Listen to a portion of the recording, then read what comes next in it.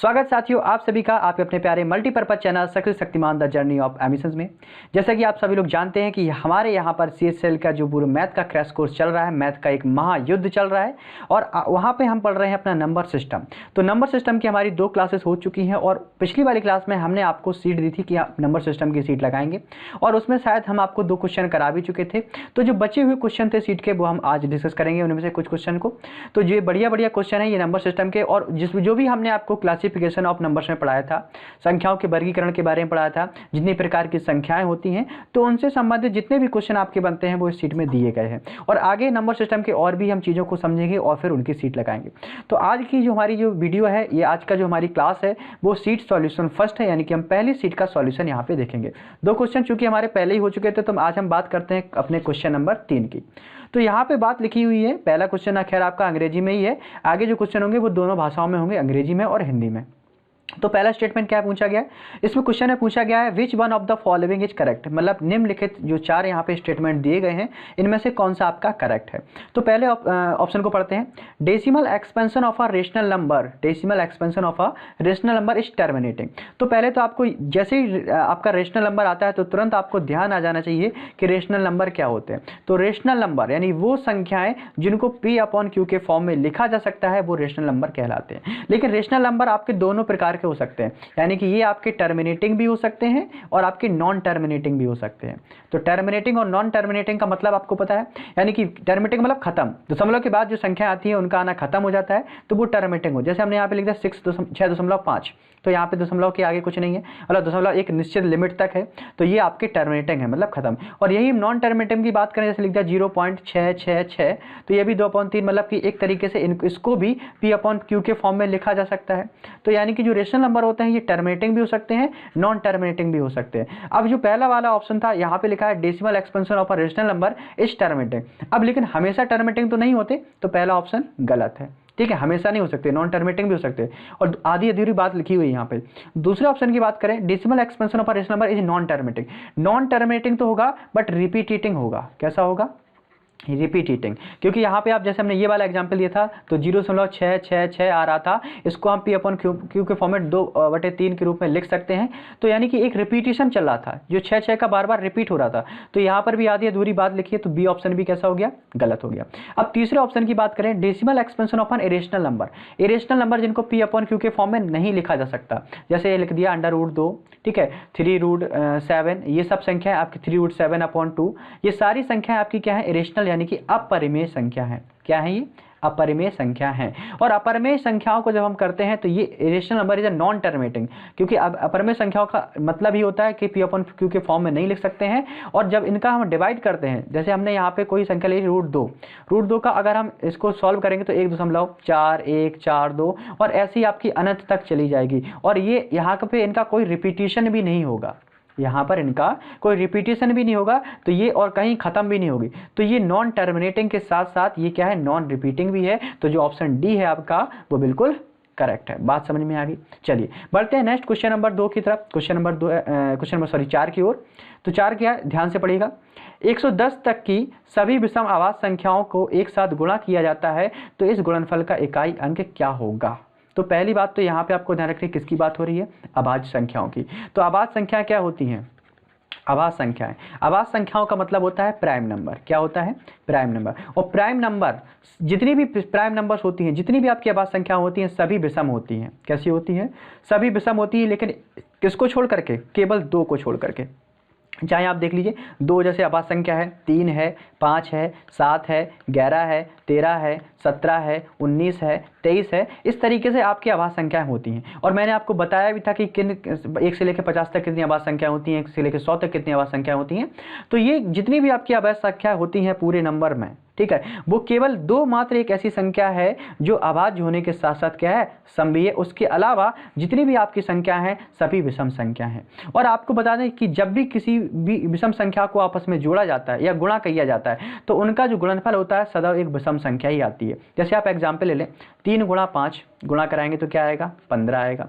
5 गुणा 7 गुणा कराएंगे तो 35 आएगा। तो 35 भी एक विषम है, ठीक है, 15 भी एक विषम है। लेकिन क्वेश्चन आपसे ये पूछा गया है 110 तक की सभी विषम संख्या, तो इस 110 से हमें कोई मतलब नहीं है।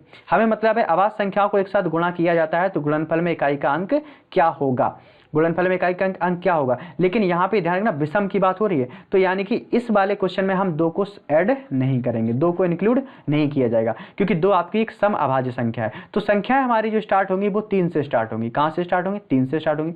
और कोई भी 2 संख्या ले लो, 3 के बाद अगली अगर हम 5 ले लें, क्या ले लें, 5, जो कि एक अगली अभाज्य संख्या है, और 3 गुणा 5 का मल्टीप्लाई कराएंगे तो क्या आएगा, 15। तो यहाँ पे इकाई का अंक क्या आ रहा, 15 आ रहा। और दूसरी हम आपको इंपॉर्टेंट एक बात बताना चाहते हैं, यहाँ पे आप अलग से नोट कर लीजिए, क्या है कि 5 का किसी भी विषम संख्या से गुणा कराया जाए। क्या कहा मैंने, 5 का किसी भी विषम संख्या से गुणा कराया जाए तो इकाई का अंक हमेशा 5 ही आता है। तो इकाई का अंक हमेशा क्या आता है, 5 ही आता है।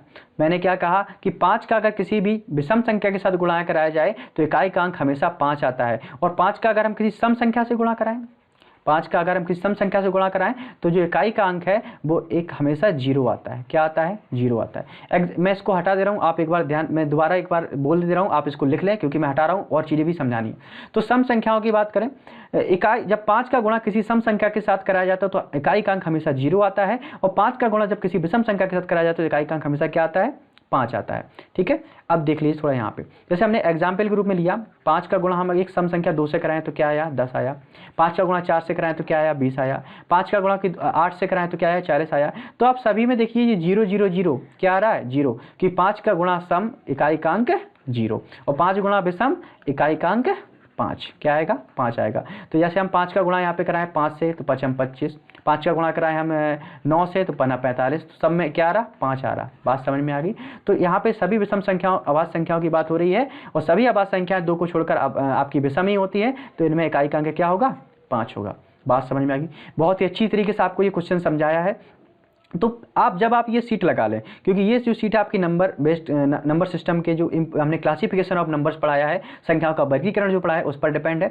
उसके बाद जब ये सीट आपकी लग जाए और जब आपका बाद में पूरा चैप्टर खत्म हो जाए तो फिर आप जो प्रीवियस ईयर क्वेश्चन होते हैं आपके नंबर सिस्टम से, जो क्योंकि कोई भी आपका जब भी चैप्टर खत्म हो तो उसके प्रीवियस ईयर क्वेश्चन आप लगाना स्टार्ट कर दें। हम आपको यहाँ पे सीट भी प्रोवाइड करा देंगे और अगर आपके पास कोई अच्छी सी बुक है किरण निरन वगैरह की तो आप उससे भी लगा सकते हैं। ठीक है, चैप्टर वाइज। चलिए बढ़ते हैं नेक्स्ट क्वेश्चन नंबर 5 की ओर। क्या है हमारा, x का मान जिसके लिए x, x+1, x+3 सभी अभाज्य संख्याएं हैं। तो x का आपको वो मान बताना है कि जिसके लिए जो x और x+1 और x+3 कैसी हैं, अभाज्य संख्या। तो आप इनका अंतर देखिए, 3 और 1 का अंतर क्या दिख रहा है आपको, 2 दिख रहा है। क्या दिख रहा है आपका, 2 दिख रहा है। और अब जब ये 3 दी गई हैं तो x का आप इसको ऑप्शन से इस्तेमाल कीजिए। ठीक है, ऑप्शन से लगाइए, ज़्यादा बेटर है, क्योंकि अब यहाँ पे x है, x के स्थान पर अगर हम 0 रखेंगे तो अगली हमारी संख्या 0 + 1 और इसके बाद अगली हमारी संख्या 0 + 3, तो यानी 0, 1 और 3। और जैसा कि आपको पता है कि ना तो हमारी 0 अभाज्य संख्या है ना तो हमारी 1 अभाज्य संख्या है, तो ऑप्शन ए हमारा गलत हो गया। अब अगर हम बात करें ऑप्शन बी की, तो यहाँ पे रखा 2, फिर रखा 2 + 1, फिर रखा 2 + 3, तो ये हो गया 2, ये हो गया 3, ये हो गया 5। तो ये देखो तीनों आपकी अभाज्य संख्याएं हैं, तो जो ऑप्शन बी है हमारा करेक्ट हो गया, क्योंकि 2 भी हमारी एक सबसे छोटी अभाज्य संख्या, 3 भी हमारी अभाज्य संख्या, 5 भी हमारी अभाज्य संख्या। तो 2 का मान रखने पर x, x+1, x+3 सभी अभाज्य संख्याएं निकल आती हैं। इतनी बात क्लियर होगी आपको। तो ऑप्शन बी हमारा बिल्कुल करेक्ट हो जाएगा। बढ़ते हैं नेक्स्ट क्वेश्चन नंबर 6 की तरफ। क्या है हमारा, यदि n² - 33, n² - 31, n² - 29 सभी अभाज्य संख्या हैं। क्या है, सभी अभाज्य संख्या हैं, तो n के संभावित मानों की संख्या क्या होगी। ध्यान रखिए यहाँ पे क्या लिखा हुआ है, n² - 33, n² - 31, n² - 29। थोड़ा आपको कभी ध्यान आता है, हमने जब आपको क्लासिफिकेशन ऑफ नंबर आपको पढ़ा रहे थे तब मैंने एक आपको अभाज्य संख्याओं का एक टर्म बताया था, 3, 5, 7। यहाँ पे देखो 29, यहाँ पे क्या लिखा हुआ है, 31 लिखा हुआ है, यहाँ पे 33 के बाद 31 और 33, 31 फिर लिखा हुआ 29। तो इनमें थोड़ा डिफरेंस ये कितने कितने का है, 2 का डिफरेंस यहाँ पर है, 2 का डिफरेंस यहाँ पे, 29 के बाद 2 के बाद आपका 31 आया, 31 के 2 के बाद 33 आया। तो अभाज्य संख्याओं में केवल और केवल अभाज्य संख्याओं में केवल और केवल मात्र एक ऐसा ही कॉम्बिनेशन होता है जहां पे जो संख्याओं का अंतर हो 2 हो। 3, 5, 7, 3 और 5 का डिफरेंस कितना है? 2 है। 5 और 7 का डिफरेंस कितना है? 2 है। तो यही एकमात्र ऐसा कॉम्बिनेशन है। तो कहने का मतलब है कि इन संख्याओं के कॉम्बिनेशन को भी हमको 3, 5, 7 बनाना है, तो यानी कि संभावित मानों की संख्या हम निकाल सकते हैं। चलिए, तो कहने अगर हम सिंपल भाषा में कहें, जो हमारा n स्क्वायर माइनस 33 है, इसकी वैल्यू हमारी कितनी आनी चाहिए? 3 आनी चाहिए। n स्क्वायर माइनस 31 है, इसकी वैल्यू हमारी 5 आनी चाहिए। और n स्क्वायर माइनस 29 है, इसकी वैल्यू हमारी 7 आनी चाहिए। तो ये तो खैर आप कोई भी एक निकाल के इसका आंसर निकाल सकते हैं। तो n स्क्वायर बराबर, तो 33 और 3 जुड़ जाएंगे आपस में, तो कितना हो जाएगा? 36 हो जाएगा। n स्क्वायर बराबर कितना हो गया? 36। तो n बराबर यहाँ पे क्या हो जाएगा? √36, और इसका मान आ जाएगा +-6। कितना आ जाएगा? +-6। तो एक आपका हो जाएगा +6 और एक आपका हो जाएगा -6। तो जो संभावित मानों की संख्या वो कितनी है? 2 है। बात समझ में आ गई आपको? बात समझ में आई कि नहीं आई? अगर आपको इतनी बात समझ में आ गई है तो आपको एक कॉन्सेप्ट और मैं समझाना चाहूँगा यहीं पे। इसको मैं हटा देता हूँ। ये देखिए, यहाँ पे एक जैसे यही क्वेश्चन आपका आया था n स्क्वायर बराबर 36, ठीक है। और यही मैं एक तरफ दूसरी इक्वेशन लिख दूँ, n बराबर √36। ये आपकी इक्वेशन 1 है और ये आपकी इक्वेशन 2 है। अब बताओ, यहाँ पे अगर हम मान निकालें तो n बराबर हमारा एक आया +6 और दूसरा आया -6, यानी संभावित मानों की संख्या कितनी निकल कर आ गई? 2। लेकिन अगर n बराबर √36 है तो बताओ n का मान कितना आएगा? क्या n का मान +6 और -6 आने की पॉसिबिलिटी है? बिल्कुल नहीं है। यहाँ पे जो n का मान है वो 6 ही माना जाएगा, यानी कि प्लस का 6 या नॉर्मल आप 6 कह सकते हैं। तो ध्यान रखिएगा, जब आपको इक्वेशन इस प्रकार से दी जाए कि कोई संख्या है x स्क्वायर और यहाँ पे कोई आपको दूसरी संख्या दी गई है, क्योंकि आप +6 का इस इक्वेशन को सेटिस्फाई कराने के लिए आप अगर +6 यहाँ पे रखें x के स्थान पर, तो x यहाँ पे अगर 7 हो जाएगा, तो 7 का स्क्वायर भी +7 का स्क्वायर भी 49, -7 का स्क्वायर भी कितना? 49, ठीक है। तो ये आपका दोनों सेटिस्फाई करेंगे तो यहाँ पे ये प्लस माइनस रखा जाएगा। लेकिन इस इक्वेशन में अगर हम सेटिस्फाई कराने के लिए अगर हम -6 रख दें, तो -6 और बराबर √36, ठीक है। तो ये सेटिस्फिकेशन के लिए हम कंपल्सेशन नहीं दे सकते कि ये ऐसा होगा ही होगा, हो सकता है, लेकिन हम ये नहीं कह सकते कि होगा ही होगा। तो यहाँ पर आपको एक वैल्यू लेनी है +6, क्योंकि 6 आपका जो है 6 × 6 ये प्लस का 36 ये आपका आ जाएगा। बात समझ में आ गई? तो आपको ये ध्यान रखना है कि इस प्रकार से अगर कोई आपको इक्वेशन दी गई है तो आपकी जो पॉसिबिलिटी होंगी 2 होंगी आपकी, एक प्लस और एक माइनस में, और अंडर रूट किसी के ऊपर चढ़ा है तब आपको पॉसिबिलिटी केवल एक माननी है, यानी कि पॉजिटिव वाली पॉसिबिलिटी, ठीक है। तो जो करेक्ट ऑप्शन हमारा बी, ठीक है, 2। चलिए बढ़ते हैं क्वेश्चन नंबर 7 पर। 3 अभाज्य संख्याओं का योगफल 100 है। 3 अभाज्य संख्याओं का योगफल 100 है। यदि इनमें से एक किसी दूसरी संख्या से 36 अधिक है तो इन संख्याओं में से एक संख्या आपको बतानी है। तो the sum of 3 prime numbers is 100 if one of them exceed another by 36, then one of the number is. तो चलिए, आपको पता होगा जैसे एक संख्या हमारी ये हो गई, ठीक है, दूसरी संख्या हमारी ये हो गई और तीसरी संख्या ये हमारी ये हो गई, और इन्हें सभी का जो योगफल है या जो सम है वो कितना है? 100 दिया गया। जैसा कि आपको पता है कि अभाज्य संख्याएं, जो अभाज्य संख्याएं होती हैं वो सारी अभाज्य संख्या कैसी होती हैं? ऑड होती हैं। कैसी होती है? ऑड। ऑड का मतलब विषम, केवल किसको छोड़ करके? 2 को छोड़ करके। 2 मात्र एक आपकी अकेली ऐसी अभाज्य संख्या है जो कैसी है?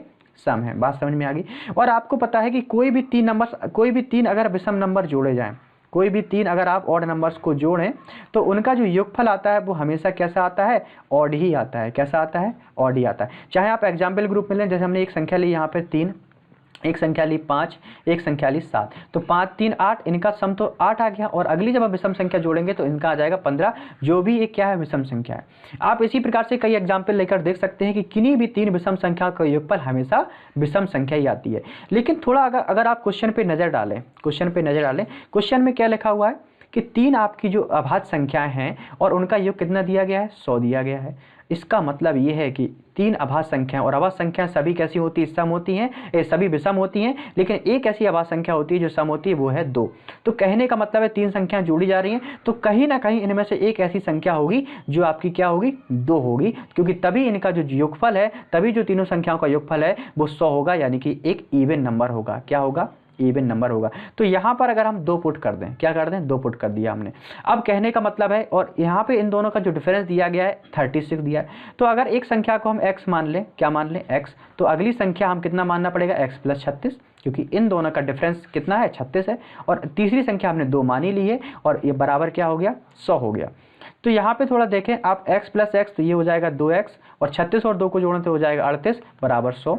तो 2x का मान यहाँ पे हो जाएगा 100 माइनस 38। अगर हम करें तो 2x का मान कितना निकल के आया, आपका आया 62, और x बराबर निकल आएगा आपका 31 यानी कि 31। बात समझ में आ गई।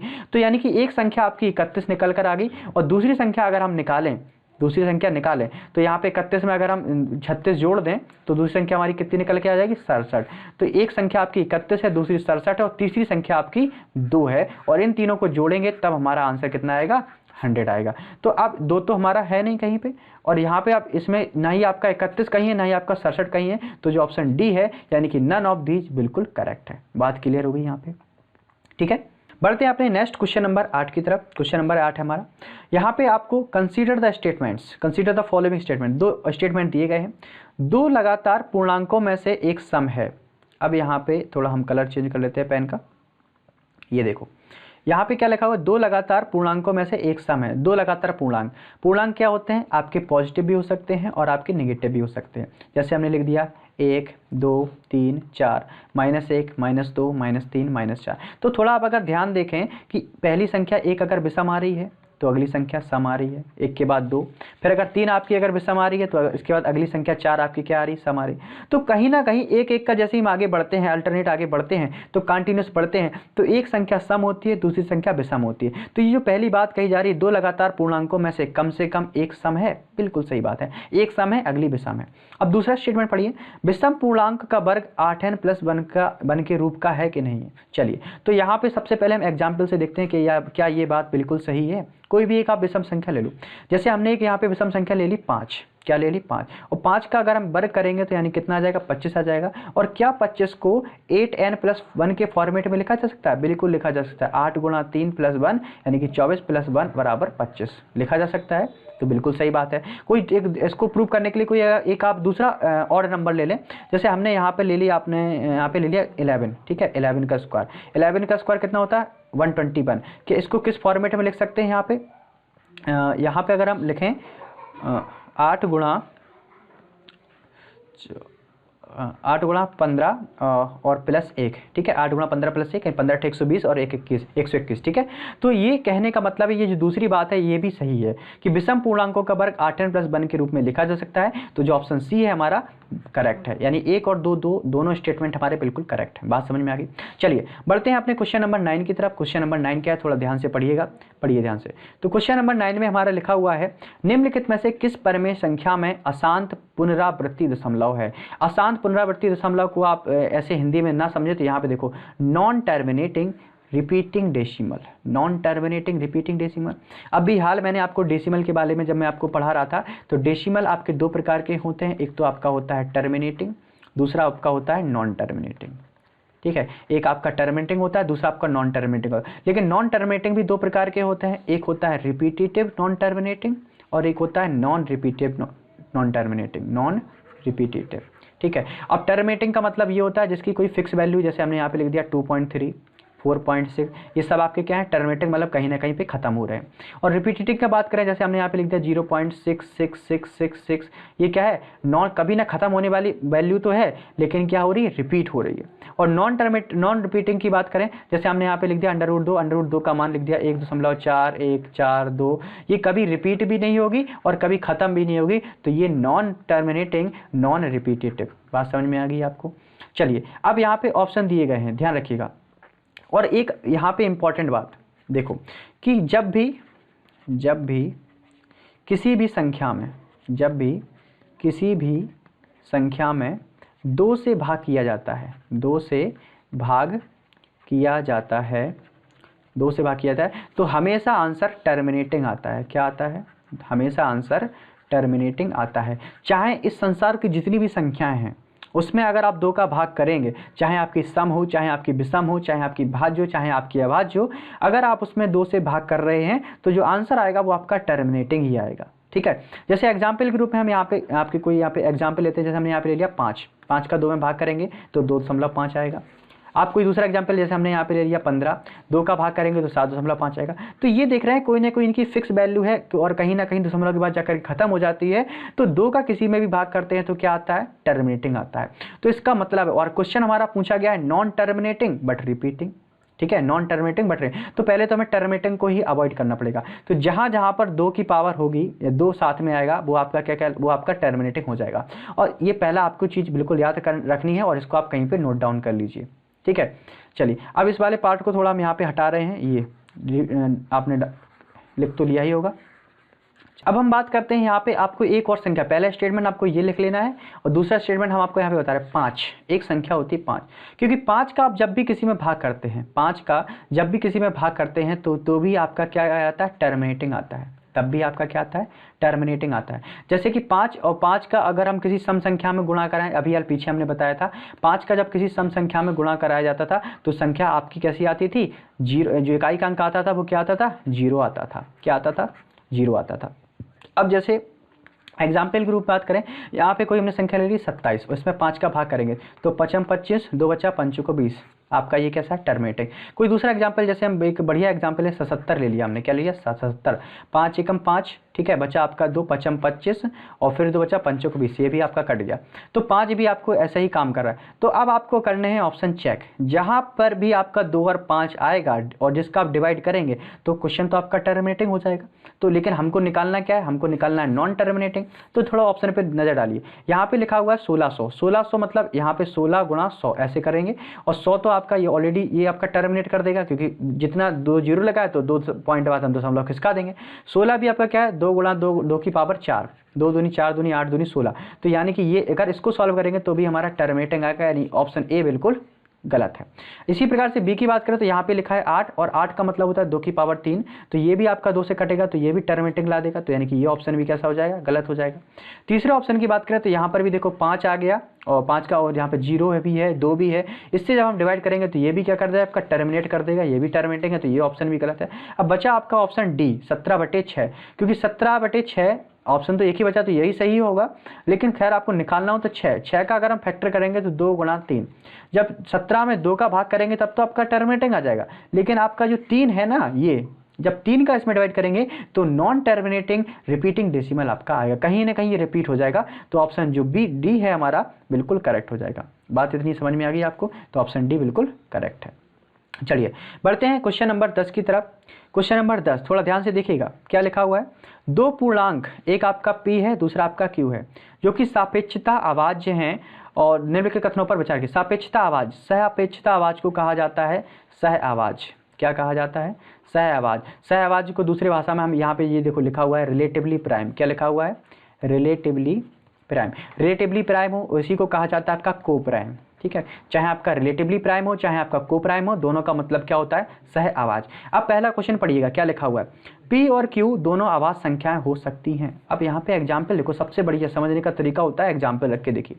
यहाँ पे हमने जैसे लिख दिया, एक तरफ हमने लिख दिया दोनों आवाज संख्या हो सकती हैं, बिल्कुल हो सकती हैं। एक हमने लिख दिया 5, 2 लिख दिया 7।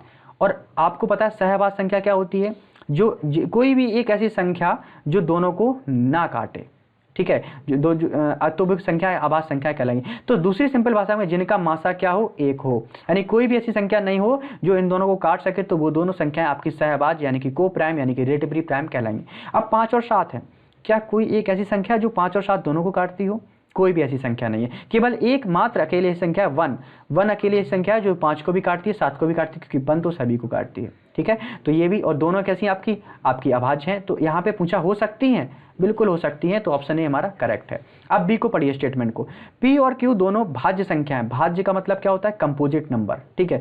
तो यहाँ पे हम दूसरा एग्जाम्पल लेते हैं, जैसे हमने एक तरफ लिख दिया आपका 4, दूसरी तरफ आपका लिख दिया 25, ठीक है। ये देखो 4 आपका 2 से डिवाइड है, यानी कि ये भी आपका कंपोजिट नंबर है। 25 आपका 5 से डिवाइड है, 1 से डिवाइड है, 25 से डिवाइड है, तो ये भी आपका कंपोजिट नंबर। तो दोनों संख्या आपकी कंपोजिट नंबर भी हो सकती है, यानी कि ऑप्शन बी भी बिल्कुल सही है। अब बात करते हैं स्टेटमेंट 3 की, p और q में से अभाज्य एक भाज्य और दूसरी भाज्य हो सकती है, बिल्कुल हो सकती है। अब इस यहाँ पे अगर हम बात करें, एक हमने ले लिया जैसे स्टेटमेंट 7 ले लिया और दूसरा हमने यहाँ पे ले लिया 12, तो यहाँ पे जो 12 है ये आपकी भाज्य यानी कंपोजिट है और 7 आपकी अभाज्य यानी कि प्राइम है। बात समझ आ गई। और ये दोनों आपस में किसी से नहीं कट रही हैं, तो यानी कि ये सह अभाज्य भी हैं, यानी कि को प्राइम भी है। तो तीनों स्टेटमेंट यहाँ पे सही है, तो ऑप्शन जो डी है वो बिल्कुल करेक्ट हो जाएगा, ठीक है। हम लोगों ने आज यहाँ पे 10 क्वेश्चन देख लिए और 10 क्वेश्चन तक मुझे लगता है आपको कोई दिक्कत नहीं होगी। चलिए बढ़ते हैं नेक्स्ट क्वेश्चन नंबर 11 की तरफ। क्वेश्चन नंबर 11 है क्या हमारा, पढ़िएगा, निम्नलिखित में से कौन सा कथन सही नहीं है। ठीक है, पहला यहाँ पे कथन पढ़ेंगे, दो से अधिक दो आवाज संख्याओं का अंतर 2 से विभाज्य होता है। 2 से अधिक दो आवाज संख्याओं का अंतर 2 से विभाज्य होता है।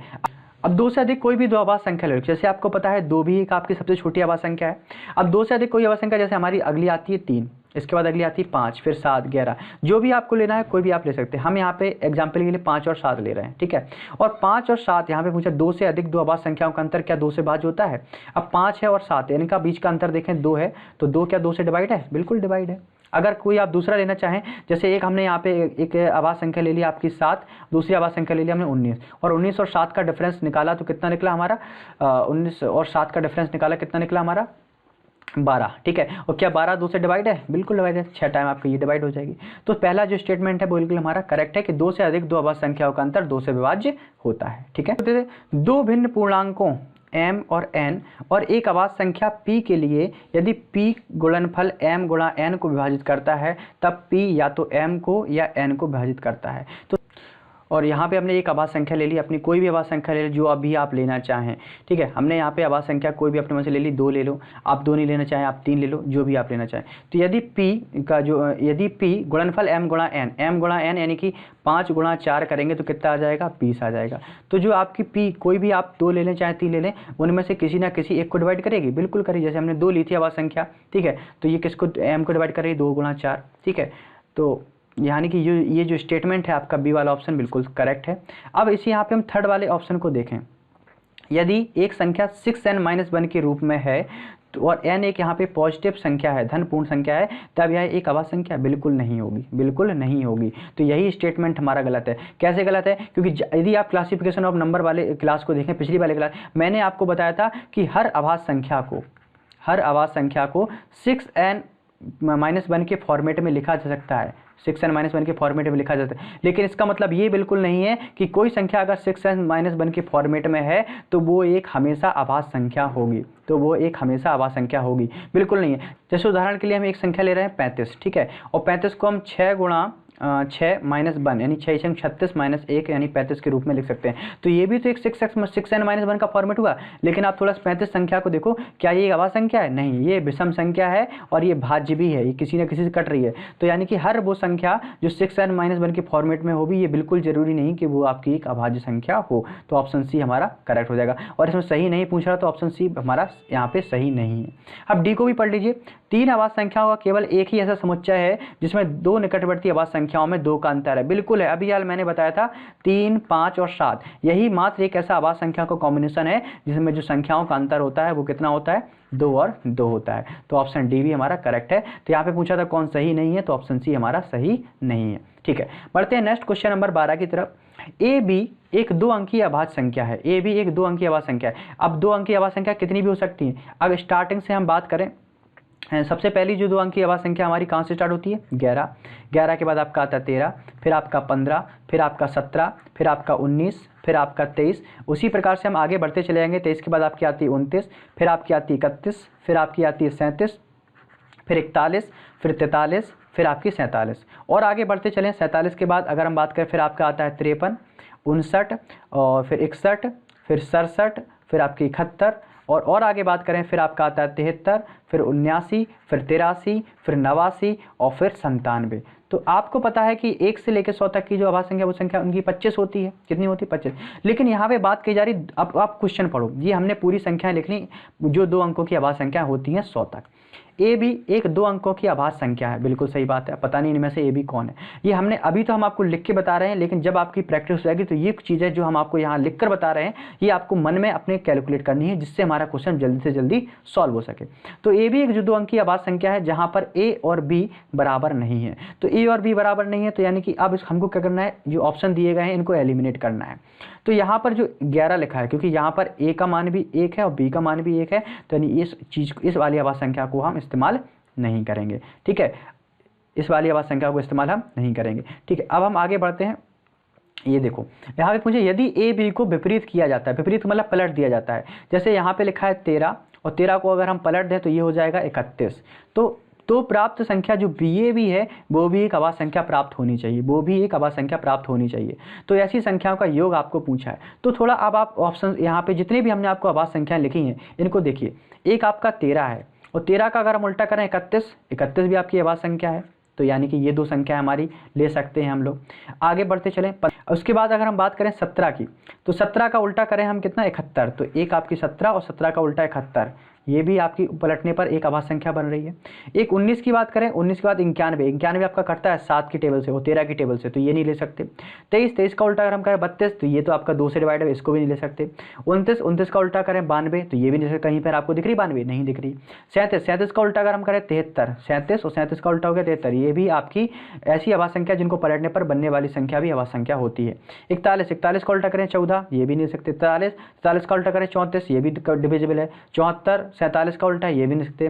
ठीक है। 53 35 ये भी आपका डिविजिबल है। 59 का 95 ये भी डिविजिबल है।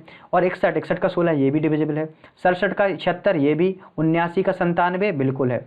देखो 79 का जो उल्टा है 97, ये भी आपकी अभाज्य संख्या है। और 83 38 और 89 98 तो नहीं। तो कहने का मतलब जो आपको ये ग्रीन सर्कल दिख रहे हैं यही वो आपकी अभाज्य संख्याएं हैं जिनको पलटने पर भी अभाज्य संख्याएं आती हैं। तो सिंपल सी बात है, जब आपके दिमाग में ये सब सारी जो आपकी प्राइम नंबर्स होती हैं जब दिमाग में बस जाएंगी तो आपको अलग से इनको ऐसे सर्कल करके याद नहीं करना पड़ेगा। तो आपको ये सारी कैलकुलेशन मन में ही करनी थी। अब इन सबको जोड़ लो और हमारा आंसर आ गया। 13 और 17 यहाँ पे लेके दे रहा हूँ। 13 को जोड़ लो, 17 को जोड़ लो, 31 को जोड़ लो, 37 को जोड़ लो, 71 73 79 और 97। जब सभी को आप जोड़ देंगे तो आपका जो आंसर आ जाएगा 418। कितना आ जाएगा? 418 आ जाएगा। तो यानी ऑप्शन डी हमारा बिल्कुल सही है। चलिए बढ़ते हैं नेक्स्ट क्वेश्चन नंबर 13 की तरफ। यदि m 0 और 50 के बीच अभाज्य संख्या है, m 0 और 50 के बीच अभाज्य संख्या है। आपको पता है मैंने 0 से लेकर जो 50 तक की अभाज्य संख्याओं की संख्या होती है वो कितनी होती है? 15। ठीक है। और वहां पे पूछा गया ये आपका मान किसका है? ये आपका मान है m का। ठीक है। और फिर कहा n जो कि 50 और 100 के बीच की अभाज्य संख्या है। आपको पता है मैंने आपको बताया था जब आपको ये पढ़ा रहे थे तो 50 से लेकर 100 तक की अभाज्य संख्याओं की संख्या कितनी होती है? 10 होती हैं। जब मैं आपको पढ़ा रहा था तब मैंने आपको बताया था। तो यहाँ पे क्वेश्चन पूछा गया है m - n यानी कि 15 में से 10 गया तो अभाज्य संख्याओं का अंतर कितना आ गया? 5 आ गया। तो ऑप्शन बी हमारा बिल्कुल सही है। बात क्लियर होगी। चलिए आई होप दोस्तों आप सभी को वीडियो पसंद आई होगी। मिलते हैं अपनी नई क्लास में, तब तक के लिए वीडियो को शेयर करें और जो हमने आपको सीट दी है इसके रिमेनिंग क्वेश्चन को आप घर से कंप्लीट करके लाएं। Take care, bye bye.